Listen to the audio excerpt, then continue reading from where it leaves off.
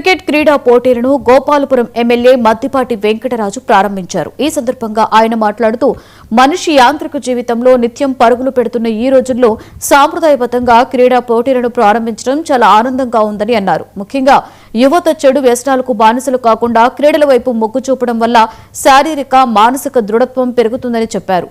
సంక్రాంతి అంటేనే పల్లె పండుగ అని ఎమ్మెల్యే మద్దిపాటి అన్నారు.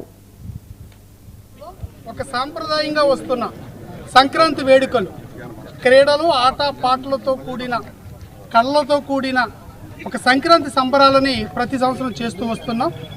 ఏదైతే గంటా మధుకృష్ణ గారి యొక్క ఆధ్వర్యంలో నేను కూడా వారితో కలిసి ఈ సంక్రాంతి సంబరాలని ప్రతి సంవత్సరం మంచి సాంప్రదాయంలాగా చేయాలని ఒక నిర్ణయం తీసుకున్నాం. గత సంవత్సరం చేసాం. ఈ సంవత్సరం కూడా గత సంవత్సరం కంటే కూడా మిన్నగా ఈ కార్యక్రమం చేయాలనుకుంటున్నాం. ముఖ్య ఉద్దేశం యాంత్రిక జీవితాలు, ఉరుకు పరుగుల జీవితాలు అయిపోయిన ఈ సందర్భంలో ఈ రోజుల్లో ఒకళ్ళు ఒకే ఇంట్లో ఉన్న వాళ్ళు కూడా కలిసి ఆనందంగా గడపలేని పరిస్థితులు, యాంత్రిక జీవితాలు, ఏదైతే పని ఒత్తిడి, అనేక రకాల కారణాలు, వీటన్నిటి నుంచి ఉపశమనంలాగా సంక్రాంతి రోజున అందరూ సొంత ఊర్లకు వచ్చి పల్లెల్లో ఒక పండగలాగా అందరూ ఐక్యంగా, కులాలకు అతీతంగా, మతాలకు అతీతంగా, రాజకీయ పార్టీలకు అతీతంగా ఒక సోదర భావంతో పల్లెలన్నీ కలుపుకుని ఒక పండగ వాతావరణం తీసుకొచ్చే ఓ ప్రయత్నం.